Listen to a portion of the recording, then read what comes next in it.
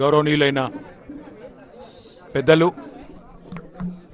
మాజీ మంత్రివర్యులు, గౌరవ శాసనసభ్యులు, గౌరవ శాసన మండలి సభ్యులు, గౌరవనీయులైన రాజ్యసభ సభ్యులు, పార్టీ సీనియర్ నాయకులు, అట్లాగే ఇవాళ మరి పెద్ద ఎత్తున ఈ ప్రాంత రైతులు, అట్లాగే ఈ ప్రాంతంలో ఉండే మా పార్టీ నాయకులు ఎవరెవరైతే తరలి వచ్చినారో వారందరికీ కూడా పేరు పేరున హృదయపూర్వకంగా వారికి నమస్కారాలు.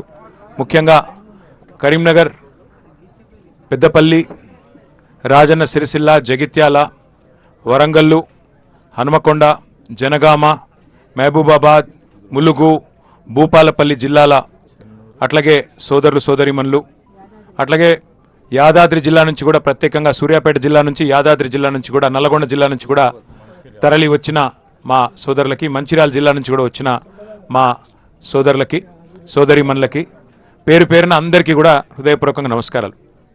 పొద్దున 8 గంటలకి మేమందరం కూడా హైదరాబాద్లో కలిసి బయలుదేరినాం. ఇక్కడికి చేరుకునేసరికి మధ్యాహ్నం 3 అయింది.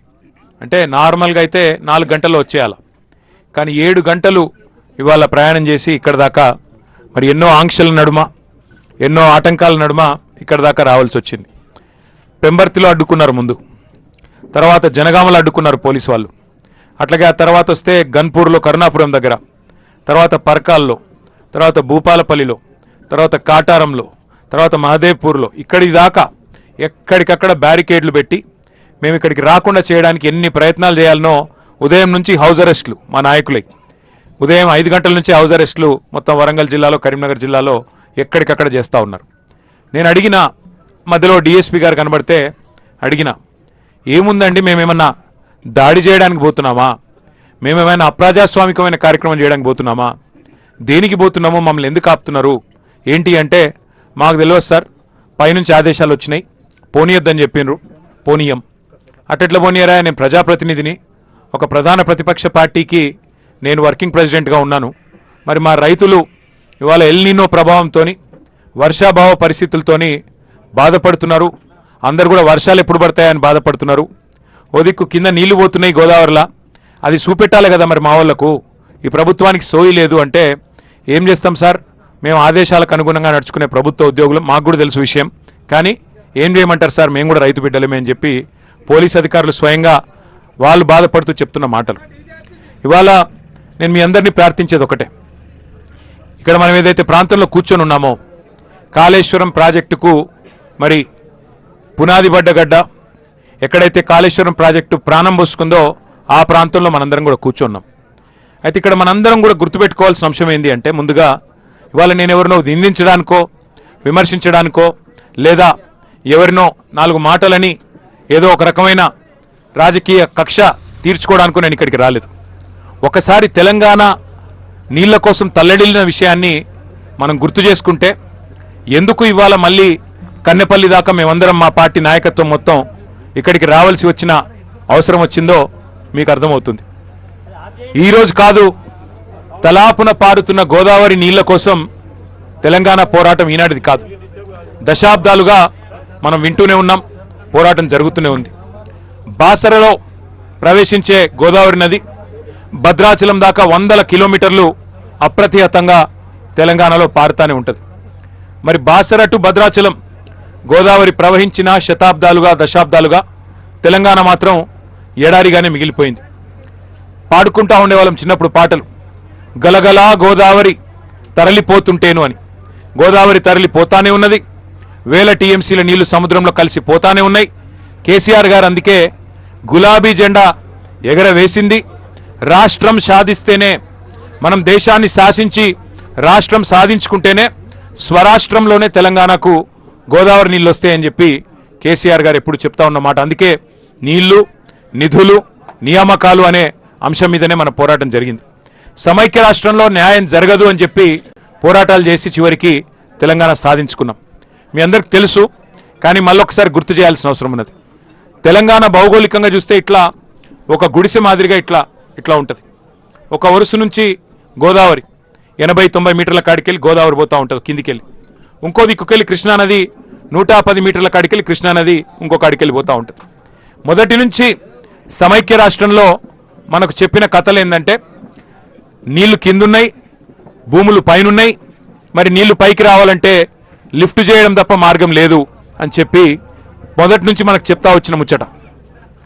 కానీ కేసీఆర్ గారు రాష్ట్రం సాధించడమే కాకుండా సాధించిన రాష్ట్రానికి మరి ఒక రైతు బిడ్డ, ఒక రైతు ముఖ్యమంత్రి అయితే ఏం జరుగుతుందో తన సంకల్ప బలంతో చూపెట్టిండు. నీరు పల్లమెరుగు, నిజం దేవుడెరుగు అంటారు. కానీ నీరు పల్లమే కాదు, ఎగువకు కూడా పరుగులు పెడుతుంది, పైకి కూడా తీసుకుపోవచ్చు అని చూపెట్టిన నాయకుడు కేసీఆర్ గారు. తెలంగాణ రాష్ట్రం ఏర్పడంగానే ఒక యజ్ఞంలాగా, ఒక తపస్సులాగా దశాబ్దాలుగా దగాబడ్డ తెలంగాణకు నీళ్ళు ఇవ్వాలే, తెలంగాణ బీళ్లకు నీళ్లు మల్లాలే అని చెప్పి ఒక మహాయజ్ఞానికి కేసీఆర్ గారు శ్రీకారం చుట్టినారు. ఇవాళ మనం ఏ ప్రాంతంలోనైతే కూర్చొని ఉన్నామో, కాళేశ్వరం ప్రాంతంలో, కన్నెపల్లి ప్రాంతంలో, ఇక్కడ గోదావరి 80-90 మీటర్లు సముద్ర మట్టానికి పైన ఇక్కడ ప్రవాహం వారిది గోదావరి నది ఉన్నది. మరి ఇక్కడ నుంచి గోదావరి నదిని ఇక్కడ నుంచి ఒడిసి పట్టి ఒక్కొక్క బొట్టుని మరి పైకి అప్లాండ్స్ ఏవైతున్నాయో అక్కడ దాకా తీసుకొని పోవాలి అంటే మరి అద్భుతమైన లిఫ్ట్ సామర్థ్యం ప్రపంచంలో ఎక్కడ ఉన్నాయి అవన్నీ కూడా చూసి వెతికి పరిశోధించి ఒక బృహత్తరమైన ప్రణాళికకు శ్రీకారం చుట్టినారు కేసీఆర్ గారు. కానీ సిన్సియర్గా గత ప్రభుత్వం ఏదైతే తుమ్మిడిహెట్టి అనే ప్రాజెక్టుకు శ్రీకారం చుట్టిందో, ఆనాడు ఉమ్మడి ఆంధ్రప్రదేశ్లో కాంగ్రెస్ ప్రభుత్వమే ఉండే, ఢిల్లీలో కాంగ్రెస్ ప్రభుత్వమే ఉండే, మహారాష్ట్రలో కూడా కాంగ్రెస్ ప్రభుత్వమే ఉండే. 3 చోట్ల కాంగ్రెస్ ప్రభుత్వాలు ఉన్నా మరి తుమ్మిడిహెట్టికి మాత్రం ఎన్నడూ వాళ్ళు ప్రయత్నం చేయలేదు. చివరికి ఒప్పందం చేసుకునే ప్రయత్నం, అంతర్రాష్ట్ర ఒప్పందం ఏదైతే చేయాలో ఒక అంతర్రాష్ట్ర ప్రాజెక్టుకు సంబంధించి ఆ డ్యామ్ హైట్ విషయంలో ఏదైతే ప్రయత్నం చేయాలో ఆ ప్రయత్నం ఎన్నడూ కూడా వారు చేయలేదు. చేసినట్టు నటించారు తప్ప ఎన్నడూ చేయలేదు. కానీ కేసీఆర్ ప్రభుత్వం వచ్చిన తర్వాత, ఆనాడు బీఆర్ఎస్ ప్రభుత్వం వచ్చిన తర్వాత 9 నెలలు, మొదటి 9 నెలలు చాలా పెద్ద ఎత్తున మరి కేసీఆర్ గారి నాయకత్వంలో బ్రహ్మాండమైన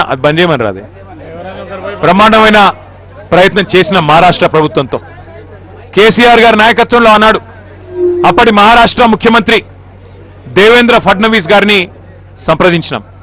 అయ్యా, 152 మీటర్లకు మీరు ఒప్పుకున్నట్టయితే మాకు మా ప్రాంతం మొత్తానికి కూడా లాభమయ్యే ఆస్కారం ఉంటుంది, కాబట్టి మీరు దయచేసి అంగీకరించండి అని చెప్పి వారిని పోయి పూర్తి స్థాయిలో ప్రయత్నం చేయడం జరిగింది.